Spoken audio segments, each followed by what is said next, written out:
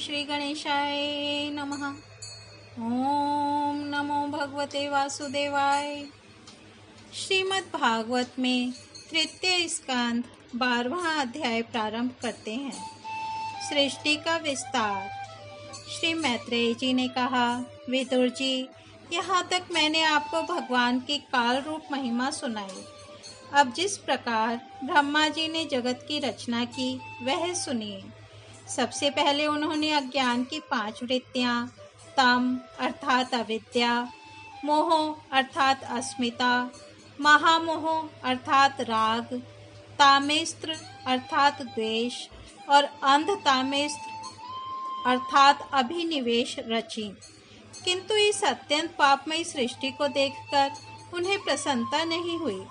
तब उन्होंने अपने मन को भगवान के ध्यान से पवित्र कर उससे दूसरी सृष्टि रची। इस बार ब्रह्मा जी ने सनक, सनंदन, सनातन और सनत कुमार ये 4 निवृत्ति परायण उद्धर्वता मुनि उत्पन्न किए। अपने इन पुत्रों से ब्रह्मा जी ने कहा, पुत्रों, तुम लोग सृष्टि उत्पन्न करो। किंतु वे जन्म से ही मोक्ष मार्ग, निवृत्ति मार्ग का अनुसरण करने वाले और भगवान के ध्यान में तत्पर थे, इसलिए उन्होंने ऐसा करना नहीं चाहा। जब ब्रह्मा जी ने देखा कि मेरी आज्ञा न मानकर ये मेरे पुत्र मेरा तिरस्कार कर रहे हैं, तब उन्हें असह्य क्रोध हुआ। उन्होंने उसे रोकने का प्रयत्न किया, किंतु बुद्धि द्वारा उनके बहुत रोकने पर भी वह क्रोध तत्काल प्रजापति की भुवों के बीच में से एक नील लोहित, नीले और लाल रंग के बालक के रूप में प्रकट हो गया। वे देवताओं के पूर्वज भगवान भव रुद्र रो रो कर कहने लगे, जगत पिता विधाता, मेरे नाम और रहने के स्थान बतलाइए। तब कमल योनि भगवान ब्रह्मा ने उस बालक की प्रार्थना पूर्ण करने के लिए मधुर वाणी में कहा, रो मत, मैं अभी तुम्हारी इच्छा पूरी करता हूँ। देवश्रेष्ठ, तुम जन्म लेते ही बालक के समान फूट फूट कर रोने लगे, इसलिए प्रजा तुम्हें रुद्र नाम से पुकारेगी। तुम्हारे रहने के लिए मैंने पहले से ही हृदय, इंद्रिय, प्राण, आकाश, वायु, अग्नि, जल, पृथ्वी, सूर्य, चंद्रमा और तप ये स्थान रच दिए हैं। तुम्हारे नाम मन्यु, मनु, महिनस, महान, शिव, ऋतध्वज, उग्रेता, भव, काल, वामदेव और धृतव्रत होंगे तथा धी, वृत्ति, उष्णा, उमा, नियुत, सर्पी, इला, अंबिका, इरावती, सुधा और दीक्षा ये 11 रुद्रिणियाँ तुम्हारी पत्नियाँ होंगी। तुम उपर्युक्त नाम, स्थान और स्त्रियों को स्वीकार करो और इनके द्वारा बहुत सी प्रजा उत्पन्न करो, क्योंकि तुम प्रजापति हो। लोकपिता ब्रह्मा जी से ऐसी आज्ञा पाकर भगवान नील लोहित बल, आकार और स्वभाव में अपने ही जैसी प्रजा उत्पन्न करने लगे। भगवान रुद्र के द्वारा उत्पन्न हुए उन रुद्रों को असंख्य यूथ बनाकर सारे संसार को भक्षण करते देख ब्रह्मा जी को बड़ी शंका हुई। तब उन्होंने रुद्र से कहा, सुरश्रेष्ठ, तुम्हारी प्रजा तो अपनी भयंकर दृष्टि से मुझे और सारी दिशाओं को भस्म किए डालती है, अतः ऐसी सृष्टि और न रचो, तुम्हारा कल्याण हो। अब तुम समस्त प्राणियों को सुख देने के लिए तप करो, फिर उस तप के प्रभाव से ही तुम पूर्ववत इस संसार की रचना करना। पुरुष तप के द्वारा ही इंद्रियातीत, सर्वांतर्यामी, ज्योति ही स्वरूप श्री हरि को सुगमता से प्राप्त कर सकता है। श्री मैत्रेय जी कहते हैं, जब ब्रह्मा जी ने ऐसी आज्ञा दी तब रुद्र ने बहुत अच्छा कहकर उसे शिरोधार्य किया और फिर उनकी अनुमति लेकर तथा उनकी परिक्रमा करके वे तपस्या करने के लिए वन को चले गए। इसके पश्चात जब भगवान की शक्ति से संपन्न ब्रह्मा जी ने सृष्टि के लिए संकल्प किया, तब उनके 10 पुत्र और उत्पन्न हुए। उनसे लोक की बहुत वृद्धि हुई। उनके नाम मरीचि, अत्रि, अंगिरा, पुलस्त्य, पुलह, क्रतु, भृगु, वशिष्ठ, दक्ष और 10वें नारद थे। इनमें नारद जी प्रजापति ब्रह्मा जी की गोद से, दक्ष अंगूठे से, वशिष्ठ प्राण से, भृगु त्वचा से, क्रतु हाथ से, पुलह नाभि से, पुलस्त्य ऋषि कानों से, अंगिरा मुख से, अत्रि नेत्रों से और मरीचि मन से उत्पन्न हुए। फिर उनके दाएं स्तन से धर्म उत्पन्न हुआ, जिसकी पत्नी मूर्ति से स्वयं नारायण अवतीर्ण हुए, तथा उनकी पीठ से अधर्म का जन्म हुआ और उससे संसार को भयभीत करने वाला मृत्यु उत्पन्न हुआ। इसी प्रकार ब्रह्मा जी के हृदय से काम, भौहों से क्रोध, नीचे के होठ से लोभ, मुख से वाणी की अधिष्ठात्री देवी सरस्वती, लिंग से समुद्र, गुदा से पाप का निवास स्थान, राक्षसों का अधिपति नितृति, छाया से देवहूति के पति भगवान कर्दम जी उत्पन्न हुए। इस तरह यह सारा जगत कर्ता ब्रह्मा जी के शरीर और मन से उत्पन्न हुआ। विदुर जी, भगवान ब्रह्मा की कन्या सरस्वती बड़ी ही सुकुमारी और मनोहर थी। हमने सुना है एक बार उसे देखकर ब्रह्मा जी काम मोहित हो गए थे, यद्यपि वह स्वयं वासनाहीन थी।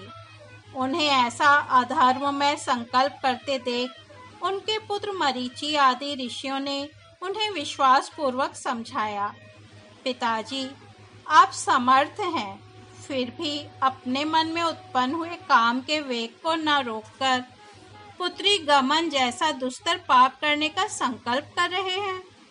ऐसा तो आपसे पूर्ववर्ती किसी भी ब्रह्मा ने नहीं किया और न आगे ही कोई करेगा। जगत गुरु, आप जैसे तेजस्वी पुरुषों को भी ऐसा काम शोभा नहीं देता, क्योंकि आप लोगों के आचरणों का अनुसरण करने से ही तो संसार का कल्याण होता है। जिन श्री भगवान ने अपने स्वरूप में स्थित इस जगत को अपने ही तेज से प्रकट किया है, उन्हें नमस्कार है। इस समय वे ही धर्म की रक्षा कर सकते हैं। अपने पुत्र मरीचि आदि प्रजापतियों को अपने सामने इस प्रकार कहते देख प्रजापतियों के पति ब्रह्मा जी बड़े लज्जित हुए और उन्होंने उस शरीर को उसी समय छोड़ दिया। तब उस घोर शरीर को दिशाओं ने ले लिया। वही कोहरा हुआ, जिसे अंधकार भी कहते हैं। एक बार ब्रह्मा जी यह सोच रहे थे कि मैं पहले की तरह सुव्यवस्थित रूप से सब लोकों की रचना किस प्रकार करूं। इसी समय उनके 4 मुखों से 4 वेद प्रकट हुए।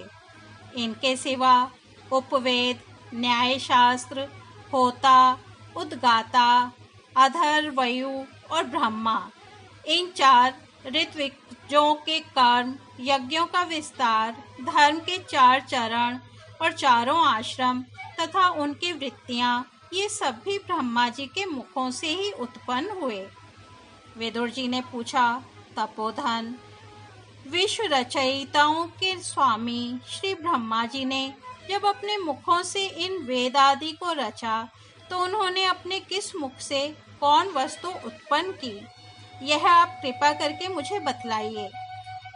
श्री मैत्रेय जी ने कहा, विदुर जी, ब्रह्मा ने अपने पूर्व, दक्षिण, पश्चिम और उत्तर के मुख से क्रमशः ऋक्, यजुः, साम और अथर्व वेदों को रचा तथा इसी क्रम से शस्त्र अर्थात होता का कर्म, इज्या अर्थात अथर्वयु का कर्म, स्तुति स्तोम अर्थात उद्गाता का कर्म और प्रायश्चित अर्थात ब्रह्मा का कर्म, इन चारों की रचना की।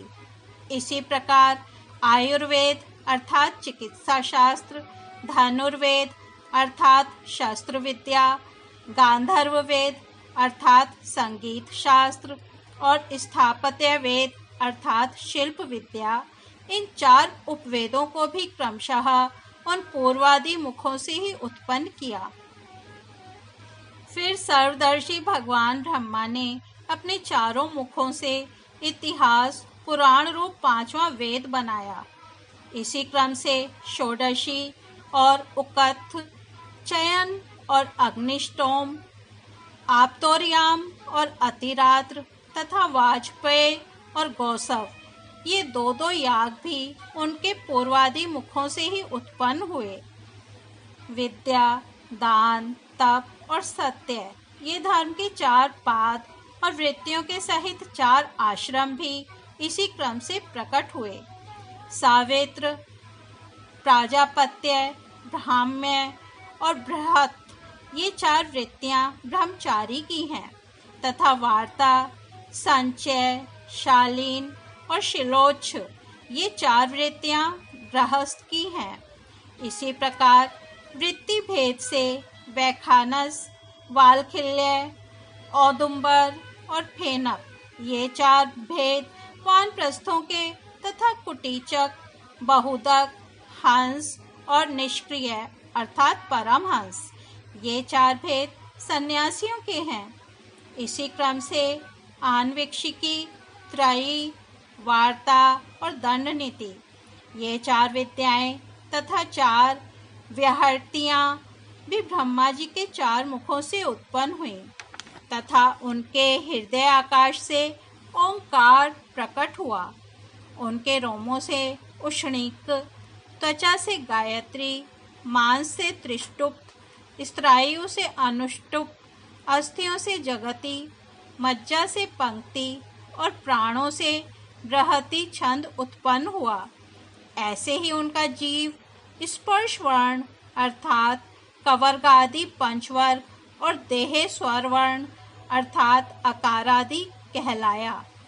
उनके इंद्रियों को ऊष्म वर्ण अर्थात श, शा, स, ह और बल को अंतःस्थ अर्थात या, र, ल, व कहते हैं तथा उनकी क्रीड़ा से निषाद, ऋषभ, गांधार, षडज, मध्यम, धैवत और पंचम, ये 7 स्वर हुए। हे तात, ब्रह्मा जी शब्द ब्रह्म स्वरूप हैं। वे वैखरी रूप से व्यक्त और ओंकार रूप से अव्यक्त हैं तथा उनसे परे जो सर्वत्र परिपूर्ण परब्रह्म है, वही अनेकों प्रकार की शक्तियों से विकसित होकर इंद्रादि रूपों में भास रहा है। विदुर जी, ब्रह्मा जी ने पहला कामासक्त शरीर जिससे कोहरा बना था छोड़ने के बाद दूसरा शरीर धारण करके विश्व विस्तार का विचार किया। वे देख चुके थे कि मरीचि आदि महान शक्तिशाली ऋषियों से भी सृष्टि का विस्तार अधिक नहीं हुआ, अतः वे मन ही मन पुनः चिंता करने लगे। ओहो, बड़ा आश्चर्य है, मेरे निरंतर प्रयत्न करने पर भी प्रजा की वृद्धि नहीं हो रही है।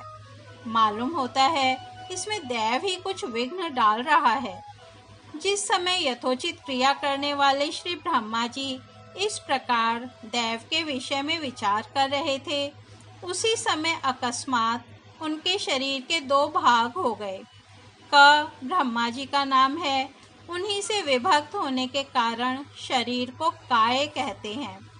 उन दोनों विभागों में से एक स्त्री पुरुष का जोड़ा प्रकट हुआ। उनमें जो पुरुष था वह सार्वभौम सम्राट स्वयंभुव मनु हुए और जो स्त्री थी वह उनकी महारानी शतरूपा हुई। तब से मिथुन धर्म अर्थात स्त्री पुरुष संभोग से प्रजा की वृद्धि होने लगी। महाराज स्वयंभुव मनु ने शतरूपा से 5 संतानें उत्पन्न की।